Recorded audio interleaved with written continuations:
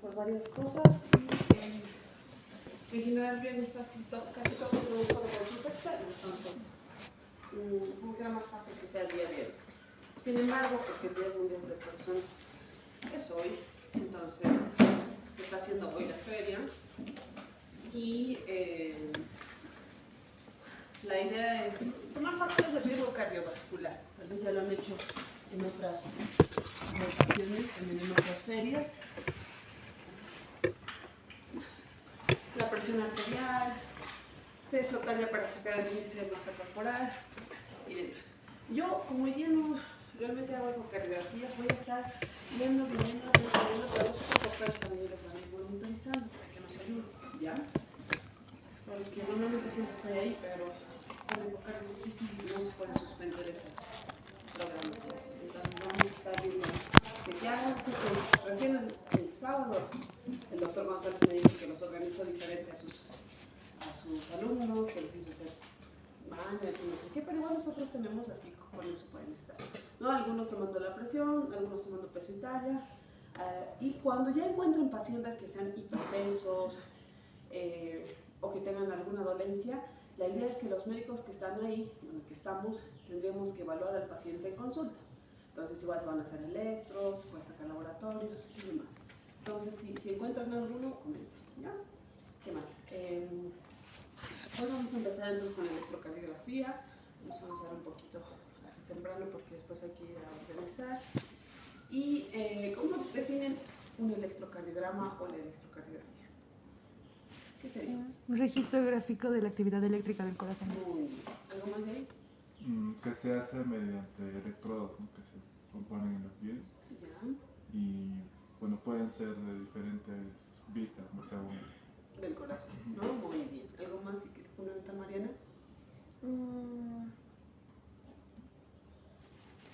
Creo, así como definición, no creo que... ¿Me lo han dicho todo? La definición que yo tenía, sí. Patricia, ¿algo quiere decir? Que la actividad eléctrica del corazón está en relación con el tiempo. Entonces es registro con el tiempo. Ah, ya, muy bien. Entonces sí, es un registro gráfico de la actividad eléctrica del corazón. No hay otro método que todavía supere la electrocardiografía o el electrocardiograma.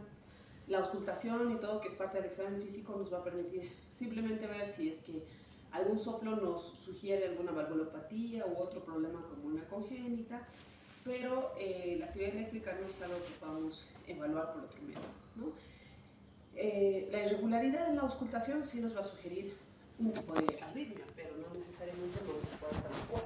Bien, lo más fácil que les digo a veces cuando escuchamos irregularidades de la fibrilación auricular, hay otras variantes, ¿no? Entonces, en ese contexto, pues tenemos que hacer sí o sí un electrocardiograma. Cuando quieran solicitar valoración por el cardiólogo, sí o sí tienen que tener un electrocardiograma el paciente, ¿ya? No, es lo más básico que vamos a hacer. Solo auscultando no sería suficiente, porque, como les digo, esta parte eléctrica que es muy importante, pues no la podemos evaluar, ni por eco, ni por resonancia, ni por nada.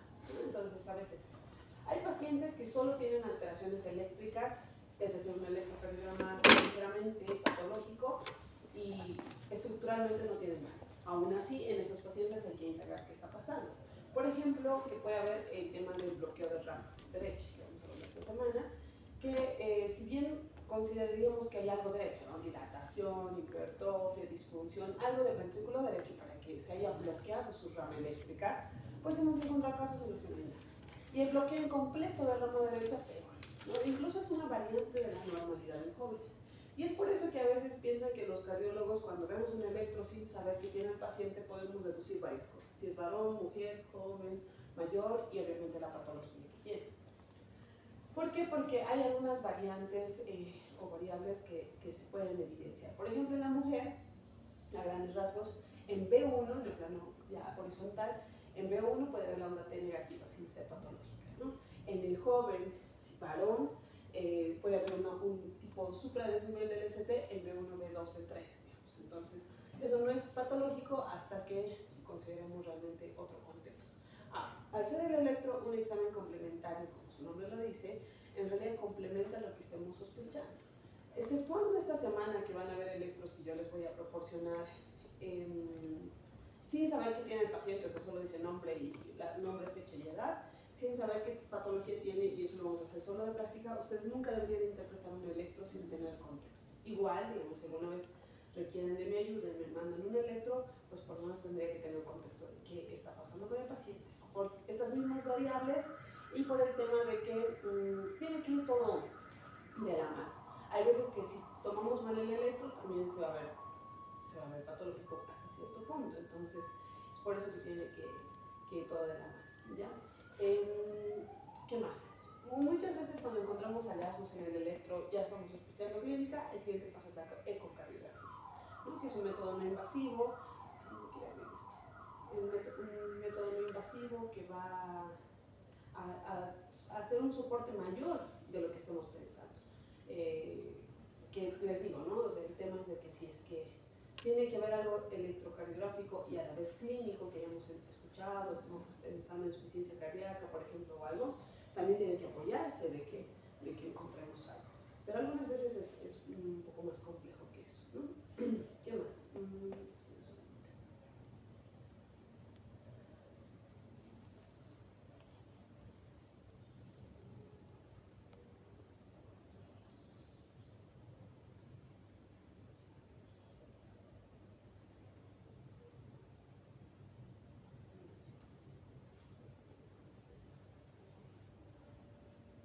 Ya, entonces tenemos que el electrocardiograma tiene ondas, segmentos, intervalos, y en eso tenemos que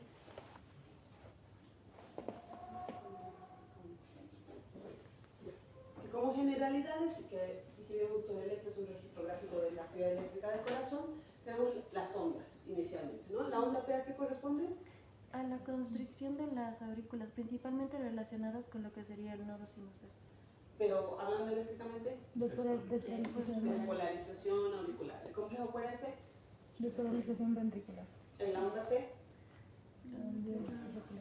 Repolarización. ¿Y dónde estaría la onda, la repolarización auricular? En el complejo QR. Muy bien. El complejo QR, algunos dicen en el PR, pero bueno, sobre todo el complejo QR, que no es tan relevante como la repolarización ventricular. Y si hay onda T, ¿a qué correspondería? Perdón, la onda U.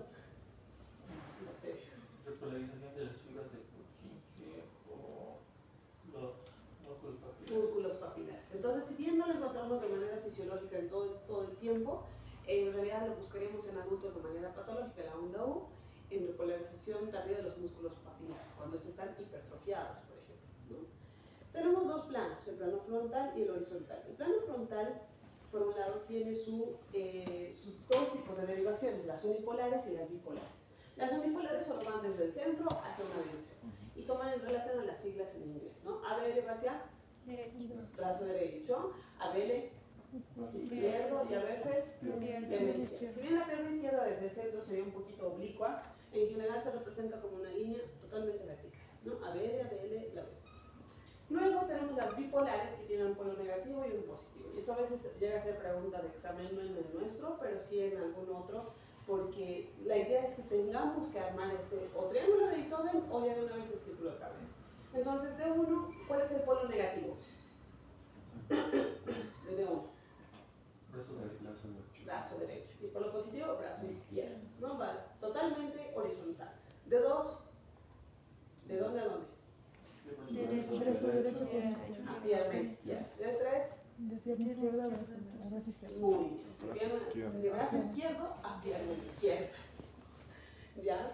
Entonces, juntos, si bien este sería el triángulo de Beethoven, que nos va a formar las dos derivaciones, pues en realidad nos sirve más para hacer el círculo de Cabrera o sistema extracial de Bailey. Entonces, en este círculo de Cabrera, que lo vamos a ver toda esta semana, en realidad uno considera que más que todo nos va a orientar para la dirección del corazón, ¿no? Pero tiene otras funciones también. Y ahí es donde es necesario que lo memoricen. Y cuando pasen este rote y se les olvide, pues por lo menos tengan en cuenta, aunque sea en una fotito, a ver cómo es esto para orientarse en el video. ¿Por qué? Si bien más lo vamos a ver a profundidad el día de mañana con eje, en realidad tenemos que tener en cuenta que tiene un hemisferio superior y uno inferior. El inferior es positivo, va en sentido horario, desde 0 a cada vez 30 grados, ¿no? 30, 60, 90, 190, 150, 180. Y el de arriba es al contrario, antihorario, y va también en cifras negativas. Ahora, ¿por qué esto es importante? Porque en realidad, más allá de que estamos viendo varios grados en relación a las derivaciones del plano frontal, tenemos que tener en cuenta la continuidad de estas derivaciones. Para empezar y memorizar, yo primeramente me memoricé el plano inferior, luego decidí solo memorizar en realidad este hemisferio. ¿Por qué? Porque ese es el más frecuente. Entonces empezamos siempre con D1, que va a ser la referencia más grande, que es la más horizontal, 0 grados en su parte positiva. Y ABF en su parte positiva, porque es la más vertical. En este caso las unipolares sí tienen otro polo, sí tienen un polo como que negativo, pero en realidad es la dirección hacia donde están yendo, su polo positivo, porque a veces se confunde, ¿ya?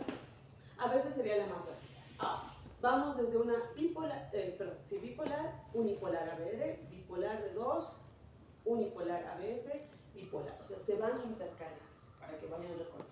De 30 a 30, la única que va hacia la extrema derecha, porque estamos viendo de 1, ABR, que la única que va al extremo, luego de 2, ABF, de 3, y ABL, o si quieren, hasta antes de 1, ABL, que igual es otro polo. Ahora, ¿por qué les digo memorizar lo de las derivaciones continuas? Porque muy aparte de que nos da una dirección, nos ayuda a entender el tema de las derivaciones y hacia dónde se dirige. D1 y ABL son derivaciones izquierdas, porque realmente D1 está completamente izquierda y ABL izquierda y un poquito arriba. No puede ser ABL porque ABL realmente se va hacia la derecha. Entonces las únicas dos izquierdas son D1 y ABL. ¿Cuándo nos va a ayudar? Cuando veamos crecimiento ventricular izquierdo, bloqueo de rama izquierda, bloqueo fascicular. En ese contexto nos habla de, las derivaciones izquierdas tienen morfología RS o QR. Entonces ahí tenemos que entender. D2, D3 y ABF no son unas derivaciones del todo derechas. En realidad podrían ser catalogadas en ciertos criterios, pero no es tan definido porque también D2 va hacia la izquierda, hacia donde realmente está la dirección del corazón, por eso es la mejor derivación para verla. Pero a veces nos dicen, la onda es muy positiva como un criterio de crecimiento ventricular derecho en justo de 2, de 3 a 4. Entonces, como que no están tan completamente derechas, incluso hay criterios que nos hablan de izquierda en estas derivaciones, pero bueno, ahí la tenemos. Lo que sí es más diferente es el tema de la cara, las caras del corazón. Aquí ya de por sí, en el plano frontal tenemos dos caras, la cara inferior y la cara lateral alta. Entonces, la cara inferior, de 2, de 3 a B. Lo mismo, en isquemia, lesión y necrosis miocárdica, la cara inferior tiene QRs. Entonces, de 2, de 3 a B. O en la cara lateral alta, de 1 y a B. ¿Cuál sería la cara lateral baja? B5, B6. ¿Ya? Porque está mucho más alto, digamos, por decirlo, de 1. Entonces, en ese contexto nos ayuda en varias situaciones. Y por eso les digo que sería necesario que lo memoricen. El plano horizontal. Entonces, el plano horizontal tiene 6 derivaciones principales, de B1 a B6. ¿Dónde se coloca el electrodo de B1? Patricia. B1 y B2.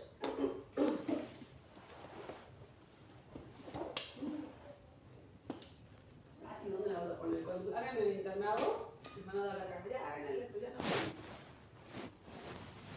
¿Dónde a ver?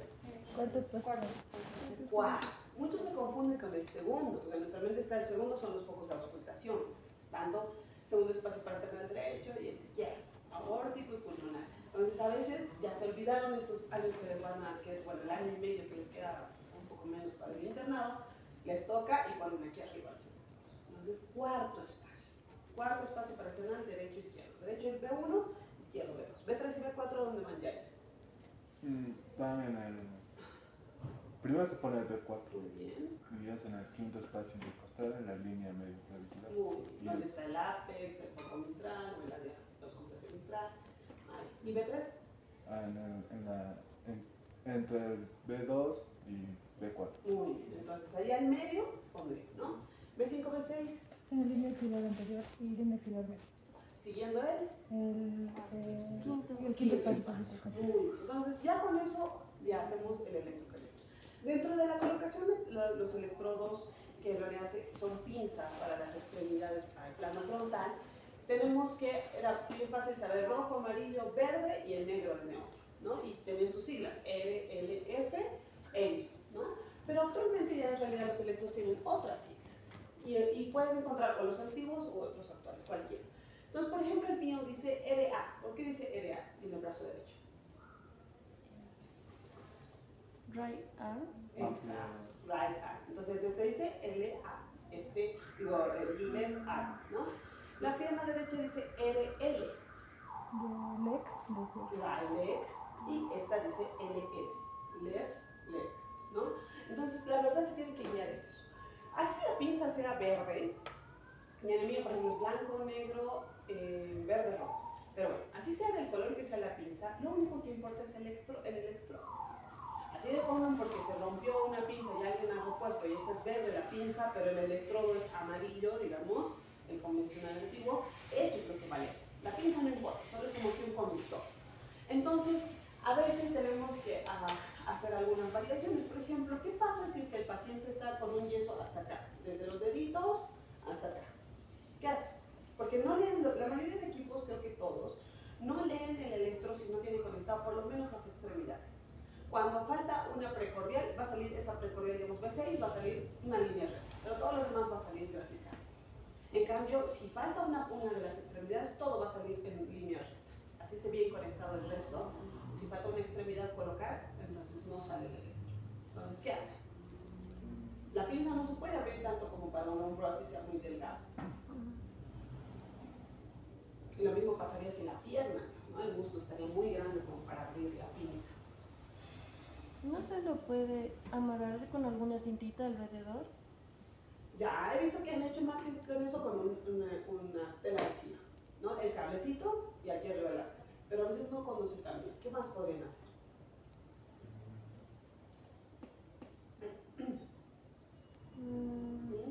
Ponerle con cinta aislante. No, Bueno. pobre paciente y su piel. No, pero sobre el yeso. No, no, sobre el yeso no lo conduce. Ah, Tendría que. No me da cuenta que no lo has hecho completo. En realidad, podría ir, digamos, está hasta acá, ¿no? El yeso, no va a conducir sobre el yeso. Y si le ponen en un dedito, no va a ser suficiente. Entonces, ¿qué van a hacer? Lo más distal posible. Digamos, hasta aquí está el yeso, entonces aquí pone. Ya sea el cable. Bueno, en realidad yo le quitaría el chuponcito que le llamamos del B6 a él. El B6 va a salir una línea, pero después puedo imprimir cambiando B5, digamos. Entonces, podrían poner o bien el chuponcito y sacarle de ahí, que esa salga un rato la línea total, o el cablecito nada más cubierto con tela adhesiva. ¿Ya? Okay. También, si están en nuestro complejo, van a tener electrodos así como que ya están a punto de hacer DC, y la placa como tal, que está fijada a las pinzas, a veces se puede desprender. Entonces, es una opción que le desprende, pero no lo hagas si no está suelto, ¿no? No lo ruine, no lo despegue, pues ya está, ¿no? Entonces eso. Hay otras derivaciones del plano horizontal, que no son lo que hacemos todos los días, las derivaciones derechas y las posteriores. ¿Cuáles son las derechas? Son similares, solo que tienen la R, la letra R. Ya, ¿y dónde se coloca? Sí. En espejo, la misma. ¿Toditas en el espejo? Sí. B1 y B2 se quedan en sus cuartos Ah, ya. espacios. En realidad las derechas hablamos desde B3R y B4R. Esas son las más importantes, pero pueden hacer hasta B6R. Entonces, B1 y B2 se quedan en sus cuartos espacios. B4R sería la línea media clavicular, quinto espacio en lado derecho, y B3R entre B1 y B4. Luego B5 en línea axial anterior, B6 en línea axial anterior. ¿Por qué pediríamos derivaciones derechas? Para. El dextrocardio. Muy bien, que ahí nos ayudaría a hacer hasta B6, ¿sí o sí? ¿Y otra situación? Para infartos inferior, caliente. Exacto. Porque la carga inferior está entregada por. La coronaria de. Exacto. Y en realidad yo les decía ya anticipadamente que el ventrículo izquierdo es el que más sufre en todo.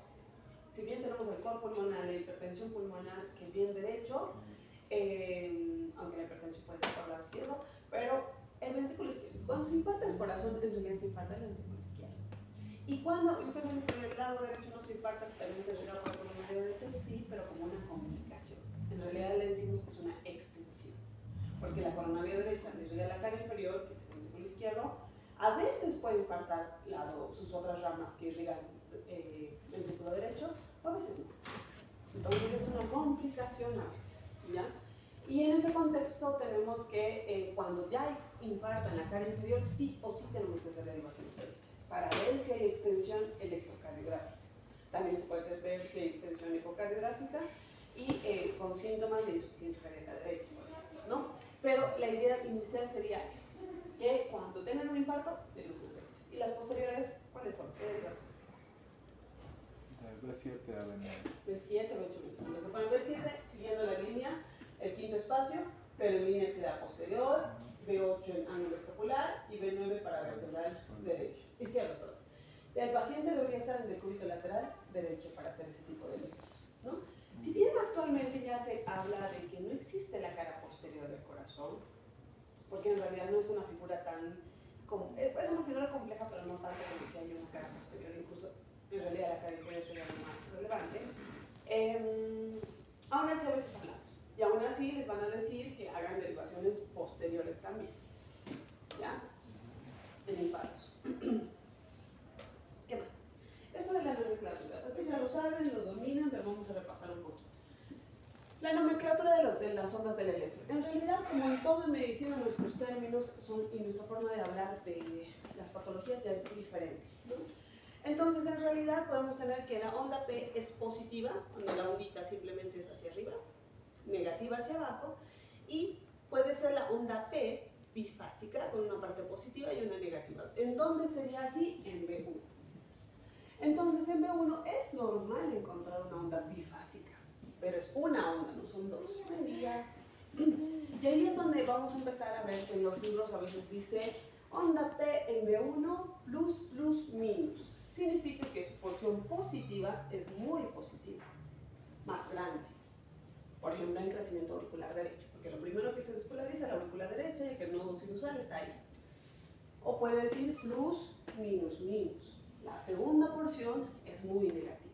También puede decir más más menos o más menos menos. Entonces, a veces no va a mostrarles el trazo electrocardiográfico. Directamente les va a mostrar o les va a decir en palabras cómo está el electro. Entonces, ahí es donde dice onda P en B1 plus plus minus, el crecimiento auricular derecho. O plus minus minus, crecimiento auricular izquierdo, ¿no? Por otro lado, el complejo QRS. El complejo QRS tenemos la idea de que es onda Q, R y S. Siempre la primera onda negativa es la Q, la única positiva es la R y la segunda negativa o después de la R es la S. ¿Por qué pongo minúsculas y mayúsculas? Porque dependen de solo este complejo, no comparo con otros. En este complejo la Q está muy chiquitita en relación a una R grande y la S también es chiquita. Entonces les van a poner en el caso clínico esto, ¿no? QRS. Entonces ustedes ya se imaginan esta morfología. Ondas chiquititas, la Q y la S, ¿no? Eso sería lo más bonito de que el complejo QRS, como su nombre dice complejo QRS, tenga las tres ondas. Pero en realidad lo más frecuente es que solo tenga dos. Puede ser RS, R minúscula, S minúscula, RS, R mayúscula, S minúscula, o QR, minúscula, R. Este es un complejo bifásico, solo con dos ondas, ¿ya? Entonces, ahí ya directamente les dicen en el libro R minúscula, S mayúscula, en D2, D3, ABF. Ah, esta morfología está en el D2, D3, ABF. O R mayúscula, S minúscula, en D1, ABL, esta morfología, o QR, ¿no? Entonces, la idea es que ya vayan imaginando en base a que son minúsculas o mayúsculas. ¿Cuándo las dos serían mayúsculas? Cuando sería un complejo isobifásico. RS. O, que es más patológico, QR. Entonces, a veces cuando hablamos de necrosis miocárdica tras un infarto, dicen, hay QR. A veces se pueden referir a que la R es chiquitita, pero hay que ver ahí el electro, pero si es muy grande, perdón, la Q es muy chiquitita. Si es que es muy grande, tendría que ser con mayúsculas porque son isodifásicas. Esto de isodifásica seguramente les suena al eje. Para el eje eléctrico nos va a servir buscar la más isodifásica, ya sea RS o Q. Entonces, esto es lo más frecuente que encontremos, que sean bifásicas. Alguna vez vamos a encontrar trifásicas como el QRS y hay otra trifásica que ustedes me van a ayudar. ¿Cómo se llamaría? Si tengo una onda chiquitita positiva, luego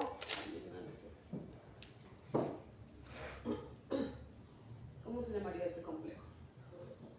R, No, sería RST. S, y, perdón, R prima. Solo puede haber R de positivas. Solo puede haber R de positivas. Entonces, cuando existe una segunda, es prima, con esta variable. Y estas son las famosas orejas de conejo, ¿no? RS, R prima. Entonces, las dos formas de trifásicas. ¿Qué más puede haber? Que solo haya una onda. ¿Cómo se llamaría? ¿Perdón? La R pura. R pura. A veces solo le ponen como R, pero en realidad sí, es R pura. Y si solo es negativo, QS. La fusión de las dos negativas. ¿Ya? Entonces, todo esto vamos a encontrar. ¿Y por qué les hago énfasis, aunque tal vez ya lo sabían? Porque en los casos clínicos no siempre les muestran un trazo electrocardiográfico. Directamente la nomenclatura. Ah, ya, R minúscula, S mayúscula, como les decía, en D2, D3, ABF. Y QR en D1 y ABL. ¿Qué es? Y el eje desviado menos 60 grados.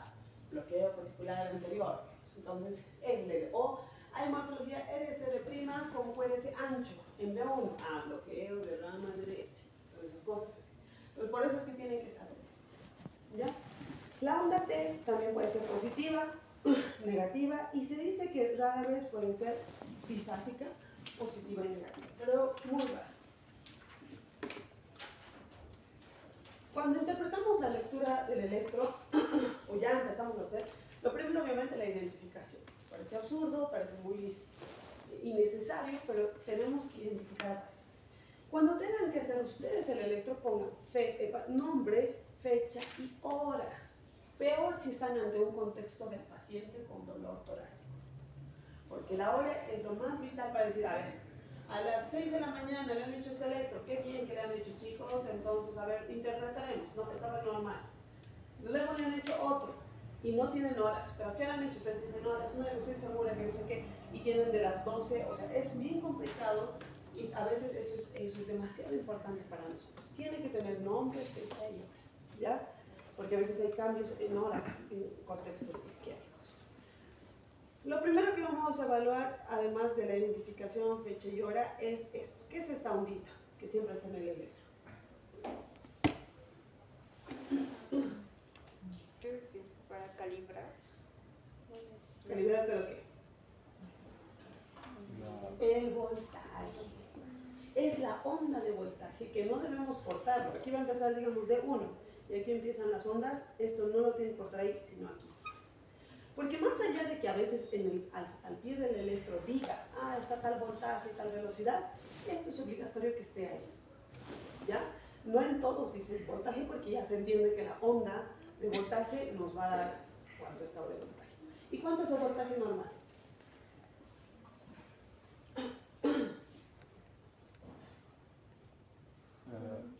Tiene que ser de acuerdo a los cuadritos. Un milivoltio sería. Ya, un milivoltio equivale a ¿cuántos milímetros? Ah, uno. Un milímetro, Sí. un centímetro, Un centímetro. o 10 milivoltios. Es esta misma onda. Esta es la onda real. Ah, 10 milímetros. 10 milímetros es un milivoltio. No importa si esto es más delgado, más grueso, más cosa más ancha o delgado. Pero la cosa es esto, ¿no? 10 milímetros. Y en realidad, cuando ya veamos desde el miércoles crecimientos, ustedes van a encontrar que dice la onda R positiva, o sea, bueno, es positiva, perdón. La onda R de 10 milímetros o de 15 milímetros. Entonces, se pueden hablar de milímetros o también de milivoltios. 1 milivoltio, que sería 10 milímetros. 1.4 milivoltios, que serían 14 milímetros. Entonces, pero a algunos cardiólogos, por ejemplo, no les gusta que hablen de milímetros, aunque se puede. Está en los libros en cuanto a criterios de crecimiento. ¿Por qué bajarían el voltaje? ¿Por qué disminuirían el voltaje? Para que en vez de imprimirse a un voltaje de 1 milímetro, pero 1 centímetro, 1 milivoltio, estaría, por ejemplo, a 5 milímetros 1 milivoltio.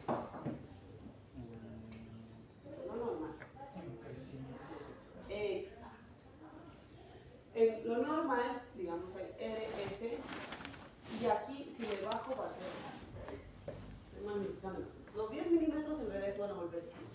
Y yo tengo que ver esta onda de voltaje para decir, está medio voltaje, entonces esta R no vale 5 milímetros. En realidad tiene un voltaje de 10 milímetros. Ya, y eso me sirve en crecimientos.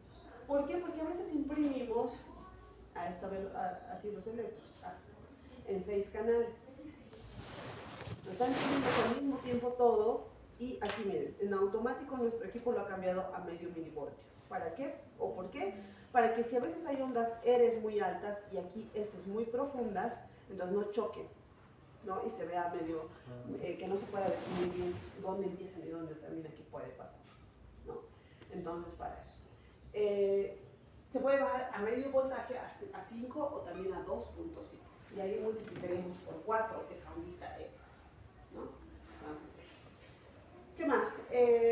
La velocidad, ¿cuánto es la velocidad normal? 0,4 segundos. 25 milímetros por segundo. Es decir que, si ustedes cuentan 25 milímetros, 5 cuadros grandes, es un segundo. Y si se dan cuenta, el electro, excepto la tira larga de 5 centímetros, en electros como el nuestro, no tiene muchos segundos.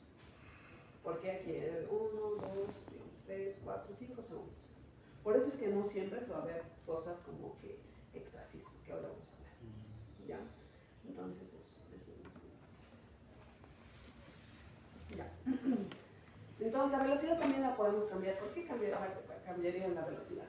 En vez de 25, 50 milímetros por segundo.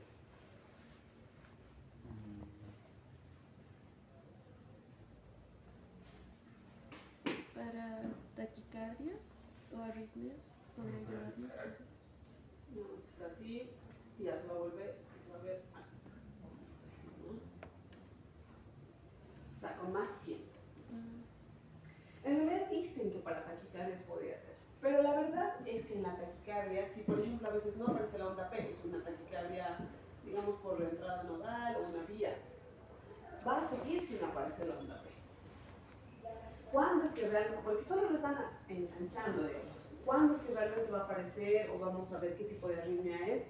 Cuando bajemos la frecuencia del paciente. Ahí, bajando la frecuencia, va a aparecer la onda P. Que es algo que a veces no es tan sencillo. Por eso les decía, en realidad en cardiología, y lo que vamos a ver esta semana, es lo que ustedes van a ver el 98% de los pacientes. El 2% restante, en realidad son cosas tan pequeñitas, tan finas, que a veces ni los cardiólogos en general lo vemos de todo tan frecuente. Necesitamos bajar la frecuencia, ciertas maniobras y demás, y el que lo puede ver en teoría incluso es solo el electrofisiólogo, que es otra subespecialidad. Entonces es por eso que en realidad lo que vamos a ver es lo que sí o sí tienen que ustedes identificar y de manera muy sencilla, ¿ya? No nos sirve tanto entonces bajar. Algunos me dicen para ver estos intervalos, ya eso más en electrofisiología, intervalo PR o el RT, ¿no? De que hasta el siguiente P. Entonces para esas cosas, pero no es tan útil bajar y modificar la frecuencia. Cada milímetro en tiempo vale 0,04 segundos o 40 milisegundos, ¿no? Yo prefiero usar lo de segundos que milisegundos. Entonces 0,04 segundos. Un cuadro grande tiene 0,20 segundos, ¿no? En algunos casos, cuadros pequeños, cuadros grandes, en realidad son milímetros y cada 5 milímetros. Criterios de riesgo sin usar. La onda P tiene que preceder complejo QR. Muy bien, en todas las derivaciones. P, cuélese, P, cuélese, P, cuélese. Segundo criterio. Onda P positiva en D2, D3 y ABS. Muy bien. ¿Y negativa en? A ver. A ver. Hay libros, uno de los que les he pasado, incluso creo que el de Vallés, dice positiva en todas menos en AB. Y ahí es donde vamos a ver que no es tanto así, y creo que tampoco es de 2 de 3 AB.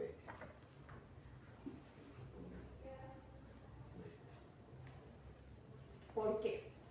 En realidad, el criterio importante es que diga onda P positiva.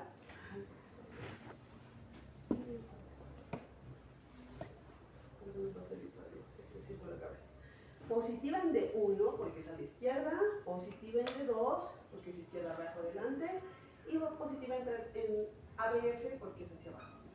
No es tan obligatorio que sea positiva en D3 porque es un poquito a la derecha. Entonces puede ser o plana o negativa. Y en ABL también es muy hacia arriba, entonces esa onda P en realidad no necesariamente tiene que ser positiva. También puede ser plana o negativa. Pero sí o sí en D1, D2 y ABF. ¿Ya? En ese contexto tenemos que hay otros ritmos. Por ejemplo, uno que no es tan frecuente, el ritmo auricular bajo. En el ritmo auricular bajo, la onda P es negativa en D2, D3, ABF. D2 y ABF no debería ser, así que ahí ya nos corta de que sea ritmo sinusal, ¿no? Que es uno de los frecuentes en todo. Pero bueno, eso. ¿Qué más? ¿Qué otro criterio? La frecuencia cardíaca. La frecuencia cardíaca. ¿Cuánto debe ser? De 60 a 100. ¿Por qué? ¿Qué pasa si es menos de 60? Es una bradicardia. Bradicardia sinusal si cumple el resto. Y taquicardia sinusal también si cumple el resto de criterios. Los criterios más importantes va a ser en base a la onda P. Pero sí nos ayuda a saber la frecuencia para este pequeño contexto de bradicardia sinusal o taquicardia sinusal. ¿Qué otro criterio? Intervalo R. RR.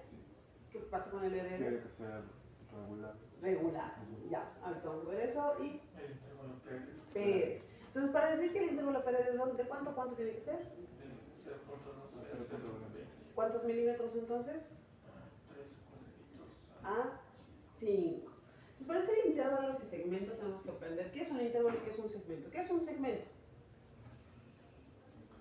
Es desde el final de una onda hasta el inicio de otra onda. Muy bien, el tiempo del final de la onda. ¿Qué segmentos tenemos?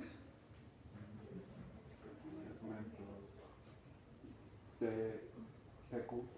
PR, ya, aunque no sé por qué igual, esta rojita, ¿no?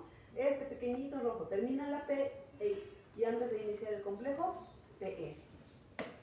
¿Por qué? Porque a veces les he dicho que no siempre hay Q. A veces directamente está ahí, ¿no? Por eso también se llama PR. Luego el otro segmento, LST, que es el que más usamos, ¿no? Final de la onda T, perdón, el QRS hasta el inicio de la onda T. Así haya Q, S y demás, ¿no? Intervalo S.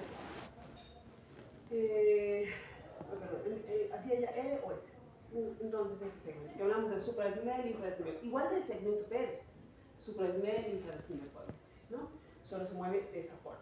Luego tenemos intervalos. ¿Qué son los intervalos? Desde el comienzo de la onda hasta el comienzo de la siguiente onda. Puede ser.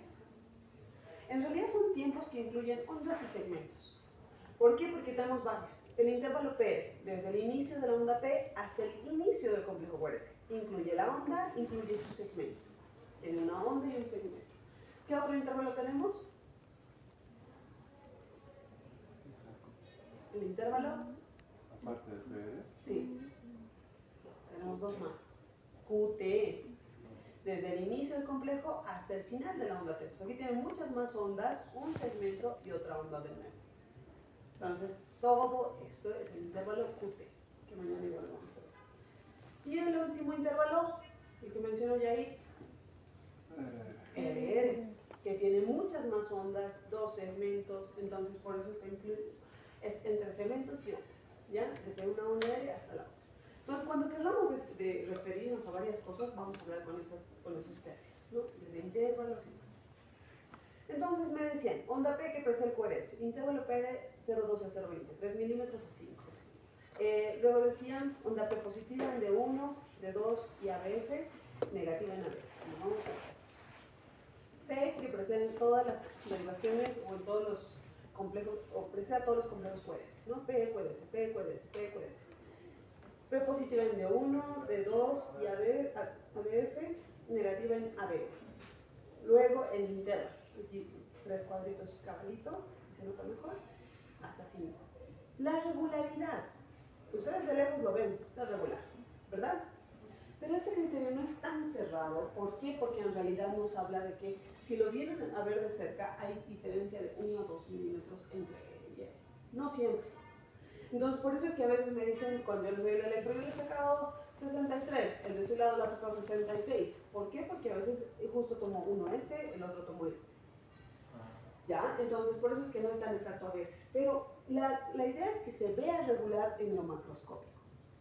Y ahí es donde hay algo que alguna vez van a escuchar, incluso por cardiólogos, llamado arritmia sinusal, que sería en realidad una variación de estos milímetros, tal vez más evidente. Quienes es frecuente en jóvenes, quienes es frecuente en los que están con un tema respiratorio, con un tema respiratorio, una hiperapnea o algo, puede haber esta variación. Porque habíamos dicho lo de idea, la inspiración disminuye el tiempo de intervalos de respiración, la respiración aumenta. Y eso pasa a veces, justo están tomando el electro y el paciente se le ocurre hacer un suspiro, va a haber un intervalo incluso diferente. ¿Ya? Entonces por eso es que puede haber. Pero está mal dicho, y por eso queda como un cuarto criterio al final. Lo de la frecuencia también hay que tener cuidado. ¿Por qué? Les había dicho, las chicas sobre todo deben tener una frecuencia en reposo 56, 58, sin ser patológico. Y si alguien quiere interpretar así bien cerradamente el electro y decir, no, tiene bradicardia sinusal, yo sé como médico que es normal porque es joven, no tiene síntomas, o es deportista, es un vagotónico, entonces le pondré bradicardia. Pero otra persona, digamos el odontólogo, o si se quiere postular a las fuerzas aéreas, a NAPOL, lo que sea, va a decir, no, usted tiene una bradicardia, no es normal su frecuencia. Entonces, vaya al cardiólogo que le resuelvan y recién viene. Es decir, que nosotros hacemos muchas valoraciones, más allá de las preoperatorias, a los postulantes, Fuerzas Armadas, a la policía, los premilitares también les hacemos actualmente. Entonces, ahí es donde nosotros tenemos que realmente englobar todo el contexto del paciente. Es jovencito, dice que hace mucho deporte, entonces yo le pongo a veces ritmo sinusal con frecuencia cardíaca 56. Y al final, o le puedo poner variante de la normalidad o electro normal para la edad. Incluso los que son mucho más delgaditos tienen una frecuencia mucho más baja. Y el electro tiene igual sus alteraciones. O es mucho más evidente el tamaño de las ondas que parece crecimiento, pero no llegan a los criterios de crecimiento. ¿Ya? Entonces eso. Rosadita, buen día, ya Bueno. Una vacación. Qué bueno, sí, toda una semana de vacaciones. Entonces, eso con el ritmo. ¿Qué otros ritmos conocen? ¿Qué ritmo sería este?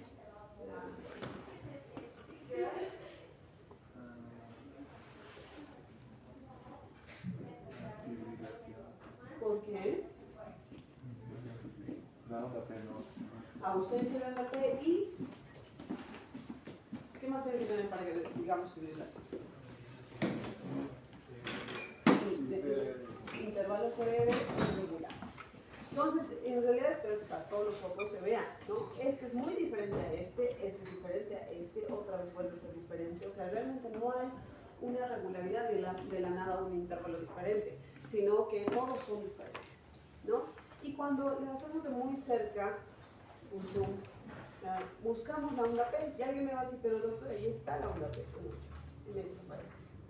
Pero por eso el criterio tiene que decir en todas, tiene que preceder la onda P. Aquí, si digamos esto fuera una onda P, aquí se ve negativa, aquí se ve igual plana, aquí se ve más ancha, o sea, no es onda P, son ondas fibrilatorias, tiene más F minúscula, ¿no? Entonces, por eso es que no es que el paciente se ha movido ni nada, sino son ondas fibrilatorias. Entonces, ausencia de onda P, intervalos irregulares, fibrilación auricular. Esta otra.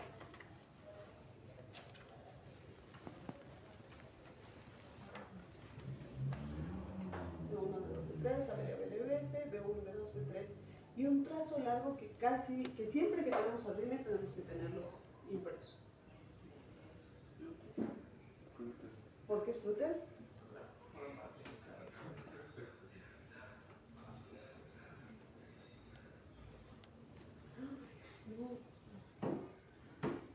Ya, entonces, ausencia de onda P. En lugar de onda P, hay ondas F mayúscula o en sierra, ¿no? ¿Y qué pasa con los R y R en el aleteo? Intervalos R. Son regulares. Y en realidad, eso es como que siempre han sido los criterios, ¿no? Ondas en sierra, RCRs irregulares, ausencia de la onda P. Sin embargo, hay aleteos auriculares que tienen los intervalos irregulares. Y a eso van a escuchar que se llama fibrinoplastia. Pero está mal dicho, en realidad es fláter auricular. O sea, la base es que es un fláter auricular, pero con conducción auriculoventricular variable. ¿Ya? Entonces, en ese contexto tenemos que tener esa posibilidad. Lo más fácil sería que siempre sea regular. Y la complejidad está, porque viendo este electro, pues como que sí se les ha sido fácil, que las ondas son como triangulitos un poquito más echados, o son unas ondas en cierre, ¿no? ¿Dónde se ven mejor? En D2, D3 y AB. Este es un trasolado. Porque si solo tendríamos las precordiales, no se notaría tanto. No es tan evidente como en D2, D3, AB. Y ahí es donde vemos el ALT. Entonces, les decía, es fácil aquí porque ven 3 onditas de ALT. Pero, ¿qué pasa si en esta ERE viene aquí la otra ERE? O se está en taquicardia. Alguno va a confundir y va a decir, no, esta es onda T. Entonces, ¿dónde hay onda P? Y ahí les va a hacer variar que sea otro tipo de ritmo, nodal, auricular bajo o algo, o otro tipo de taquicardia supraventricular. Entonces, y lo malo es que el paciente justo, tanto el fláter como el aleteo, debutan con taquicardia. La primera vez que se los va a diagnosticar es que sea frecuente en taquicardia. Entonces, ahí es donde se hace un poquito más complejo el diagnóstico electrocardiográfico cuando está en taquicardia. ¿Cómo se van a dar cuenta? Porque en realidad estas ondas de aleteo tienen una ritmicidad. Más allá de la onda del complejo QRS, incluso parecería que lo ensanchan porque entran ahí. Entonces, ustedes tendrían que buscar, por más de que sea chiquitito, esa ritmicidad. Obviamente puede estar un poquito alterado con la onda T, depende de lo que tenga, pero podrían ver eso, ¿no? Y lo que realmente hacemos cuando está más complejo, la frecuencia, por ejemplo, está en 150, 180 latidos, y es mucho más cercano a la siguiente onda R, entonces lo que hacemos es bajarle la frecuencia. Antes usábamos ciertas maniobras, ¿no? El tema de masaje de seno carotidio, la compresión de los globos oculares, pero no es tan sencillo hacerlo. Aquí pueden desprender una placa, pueden hacer desprendimiento de retina si comprimen muy fuerte, entonces ahora se usa la maniobra de Valsalva modificada. ¿Ya? Entonces, por eso es que con esa maniobra, mientras está haciendo la maniobra, haríamos el trazo electrocardiográfico para ver un enlentecimiento de la frecuencia.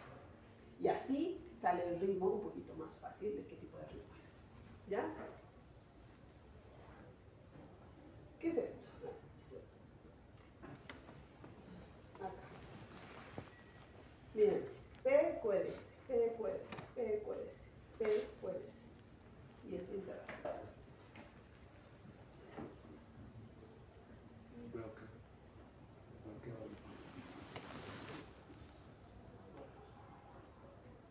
Bloqueo.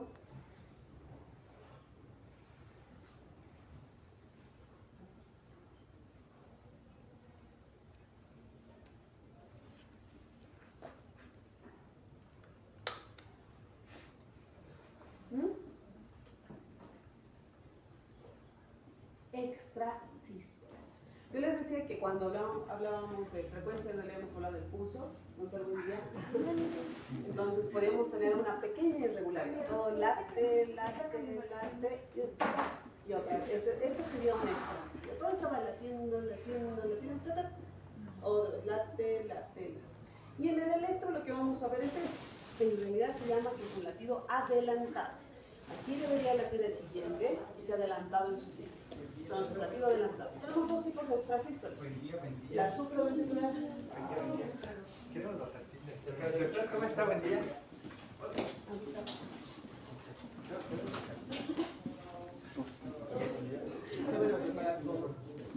Ya. Entonces, latido que se adelanta en el tiempo. Hay supraventricular y ventricular. ¿Cuál es la diferencia? La supraventricular tiene onda P, aunque sea chiquitita porque es chiquitita. 1. Onda P. 2. El QRS se parece a los anteriores. Es delgadito, es positivo, no es igual. Y 3. Se habla de la pausa compensatoria incompleta. ¿Qué es la pausa compensatoria? Si se dan cuenta, aquí hay una pausita, ¿no? Ha latido antes, entonces hay un mayor tiempo de lo que era el otro. Pero la pausa compensatoria incompleta se define como un tiempo que los latidos normales que anteceden debería ocupar el mismo espacio dentro de la onda P. O sea, esta R debería ser más acá. Esa sería una pausa compensatoria completa. Ha ocupado menos tiempo, entonces por eso es una pausa compensatoria incompleta. ¿Ya? No está cumpliendo el tiempo que debería ser. Entonces, pausa compensatoria incompleta. Entonces, esos tres criterios: presencia de onda P, complejo QRS igualito al previo y la pausa compensatoria incompleta. Y entonces, la extrasístole ventricular, que me voy a ir al trazo largo desde 2 para que lo vean. No, Catalina, no he mandado las teóricas. No, hoy día porque es el viernes. Pero lo ponen sábado. No sé, creo que no me olvidé. El sábado me acuerdo. Más tarde sería. Ay, luego. Ya. Entonces, ¿y vamos a ir a la asamblea hoy? No creo. ¿Será obligatorio? ¿Cuál es la clase que tengo? No, casi. ¡Ah! Yo no voy a ir a asambleas. El que suspender me va. No, planta baja. Ya, ahorita hablamos de. Ya, la extrasístole ventricular. Entonces, este trazo largo le decía desde 2. No tiene onda P, pero le decía, esta es la onda P. No, es la onda T. Es bien triangularcita, hay que ver las previas. Este es T. Entonces, no hay onda P. Ausencia de onda P. El QRS es diferente a los previos. Todos eran chiquititos, delgaditos, bonitos. Esta se vuelve un QRS ancho, alto. Incluso su repolarización también se altera. De lo que era positivo se vuelve negativo. Entonces, un complejo diferente a los previos. Y en este sí cumple que la pausa compensatoria es completa. Aguanta el tiempo o tiene un tiempo de pausa que coincide con 2 latidos previos. ¿Ya?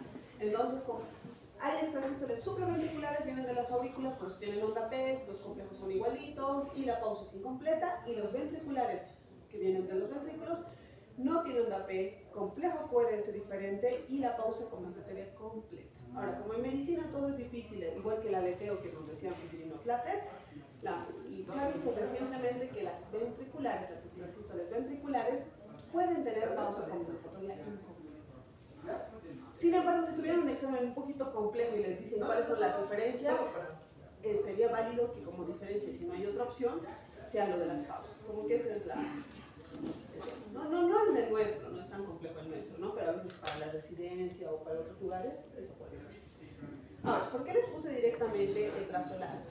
Porque si no hubiéramos hecho un trazo largo, en realidad uno pensaría normal, extrasístole, normal, normal, extrasístole, normal, normal, extrasístole. O sea, todo parecería con muchas extrasístoles.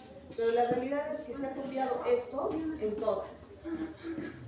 Por eso es que parece que hubiera muchas. No es que no en todos los electros es de corrido que va a ir los latidos, sino como les digo, puede venir una copia de eso en diferentes morfologías. ¿Ya? Ahora, de las variantes de las extrasístoles existen que todo esté latiendo normal y haya 2 puntas de un late, tutut. Entonces, duplas, ya sea supraventriculares o ventriculares.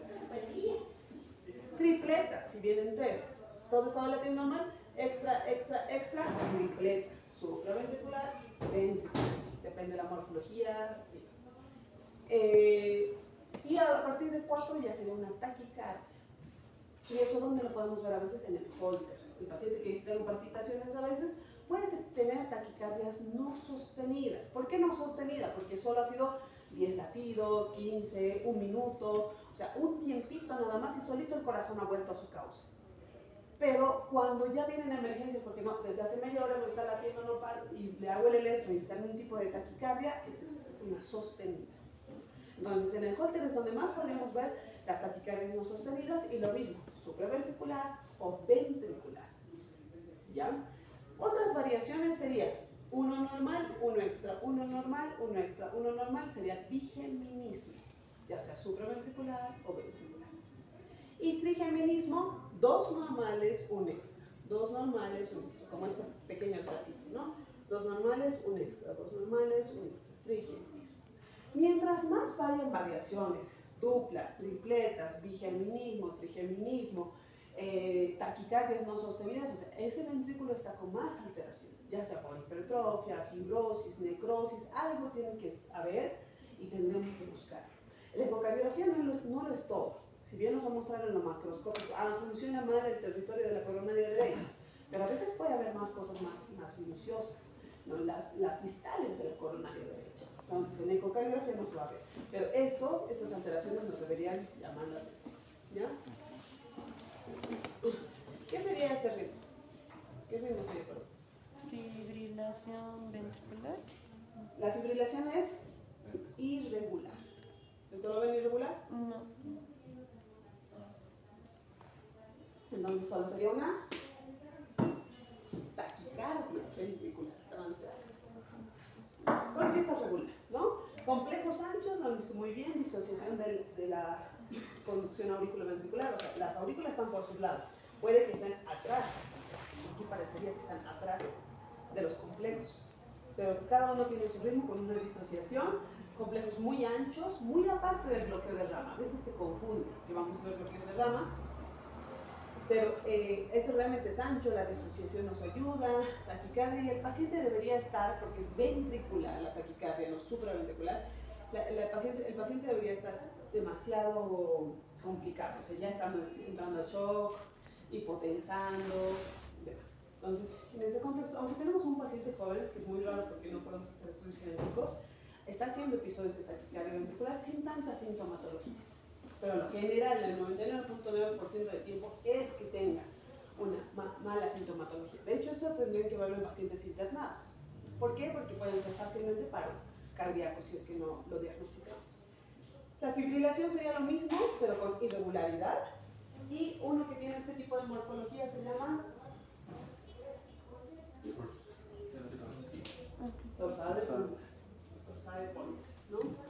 La torsada de puntas. Entonces, son tipos de arritmias ventriculares. Les repito, esas como son premortem, preparada cardíaca, se ven sobre todo en pacientes internados, monitorizados. Listo. La frecuencia cardíaca, ¿cómo sacamos? ¿Qué método conoce? La frecuencia cardíaca, auscultación. No, Bueno, hay que contar, creo. ¿Cuál es el más fácil que siempre recuerdo? Las R. Constante. Ya, vamos a ver las ondas series para ver la frecuencia cardíaca. Los intervalos de intensidad. Era según la cantidad de cuadritos dividido entre 300 entre la cantidad de complejos de segmentos, de intervalos RR, y dependiendo de la cantidad de cuadritos se dividía entre 300 o entre otros. 1500, ¿no? 500, 300. Es 1500. Mucha la diferencia. ¿Cuál es? Entre 300 según. ¿Qué dicen, chicos? Pati, ¿qué dices? ¿Qué método usas para sacar la frecuencia del electro? No, perdón, ¿cómo era? Sumaba las cositas. Nada. Era el número de cuadritos y eso dividías 1500 entre el número de cuadritos. 1500 entre el número de cuadritos, que es el método que más nos acordamos. 1500 entre el número de cuadritos. Entonces, por ejemplo, en este R y R, 5, 10, 15, 20, 23. 1500 entre 23, 65. Para eso vamos a sacar mi calculadora, ¿no? Sí o sí. ¿Qué otro método hay? El que decía Mariana. De 300. 300. Y 300 dividido entre el número de cuadros grandes. 1, 2, 3, 4. Pero ¿qué pasa si no cae en un cuadro? O sea, todo el RR no cae en cuadros grandes como tal, como en este ejemplo. Se puede hacer el de 300 y ¿qué se modifica? Por cada milímetro se suma 0,2. Entonces se vuelve aquí, por ejemplo, en este ejemplo específicamente. 300 dividido entre 1, 2, 3, 4. Y aquí como hay 3 milímetros más, 4.6. Y 300 entre 4.6 es 65. ¿Qué otro método? Eso sería todo por hoy. Ya. El método de las quintas, que algunos le dicen 300 a este porque empieza con 300, pero es de las quintas. ¿Ya? ¿Qué hay que memorizar? Parecería difícil, pero en realidad es súper sencillo. Este lo aplico para no estar sacando mi calculadora porque es fácil. Lo único es memorizar que desde la primera onda R, que sí o sí tenemos que buscar una onda R que caiga en línea gruesa, ¿no? 300, 150, 100, 75, 60, 50, 42. Que no me gusta por debajo de 50 porque les voy a explicar. Entonces, si esta onda R, la siguiente cayera aquí, 300 de frecuencia cardíaca, 150, 100 como en este ejemplo, 75, 60. Ahora, La única complejidad que no es tan grave es cuando no caen en línea gruesa. Por ejemplo, porque hay que tomar en cuenta que cada espacio o intervalo de línea gruesa es diferente. Entre 150 y 300 hay 150 latidos. Entonces, en 5 cuadritos hay 150 latidos, cada milímetro tiene 30 latidos. Si cayera aquí la línea gruesa sería 180, 210, 240, 270, 300. En cambio aquí es 10 milímetros, 10 latidos cada cuadrito. ¿Por qué? 100, 110, 120, 130, 140, 150. Aquí, de 100 a 75 y 25, 25 entre 5, 5. 80, 85, 90, 95, 100. 15 latidos, cada uno 3, 63, 66, 69, 72, 76. Aquí, 2 latidos, 52, 56, 58, 60. Y aquí hay 8 latidos entre 5, ¿cuánto es? 8 entre 5, 1 punto algo, por eso es que no es tan ya fiable. Cuando la frecuencia es menos de 50, yo prefiero usar 1500, así tienes que sacar la calculadora, ¿ya?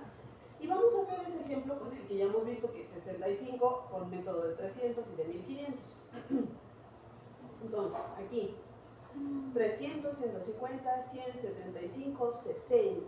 Aquí había 15, 63, 66. Que varíe un latido, 2 latidos, o como les decía, si es que justo han visto otro intervalo, no hace tanta diferencia. Pero cuando es patológico en taquicardias o bradicardias, sí. Entonces hay que tener cuidado. Pero podemos usar cualquier método. Esos 3 métodos son los principales. A algunos les gusta usar el de la regla que les venden con los libros de electro, que hay que modificar y demás, pero estos me parecen mucho más sencillos.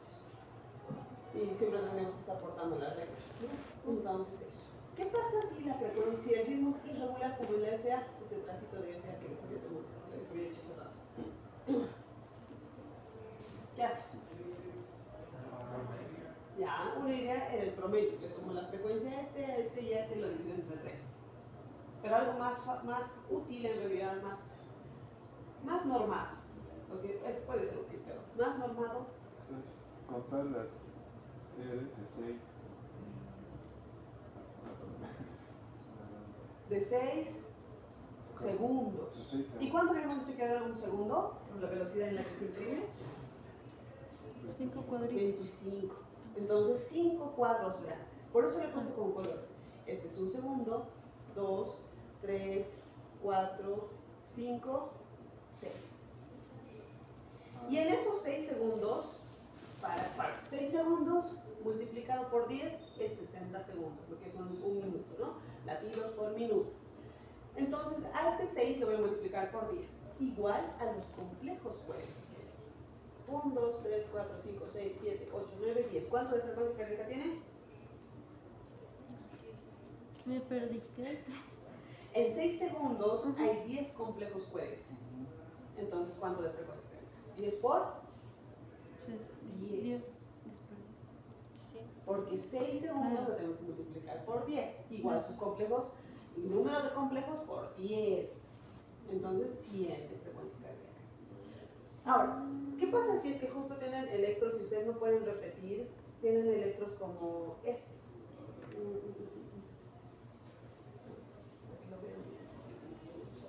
Como este. No tiene corrito, no tiene un atraso largo. Deberíamos hacer trazos largos en la arritmia, sí o sí, obligatorio. Pero ¿qué tal si les dieron, ustedes viven en un lugar, o están en un lugar que no tiene electro, solo han traído el paciente? Pueden contar en 3 segundos, ¿ya? Si hay este tipo de electros, en 3 segundos. Y ahí lo multiplicarían por... Por 20. Por 20.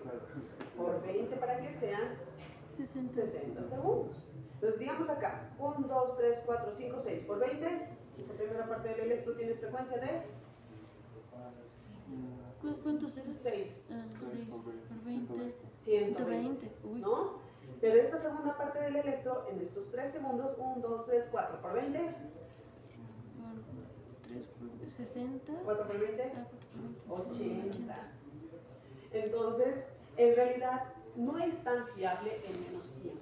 Mejor si tienen un trazo largo, pero si no lo tuvieran, pues 3 segundos va a tener que ser válido. ¿Ya? Y obviamente lo más fiable sí sería ocultando el minuto entero, ¿no? Ya si lo tenemos al paciente. Pero si alguna vez le dan solo el electro y tienen que evaluarlo, ritmo, frecuencia, eje, pues vamos a ver así.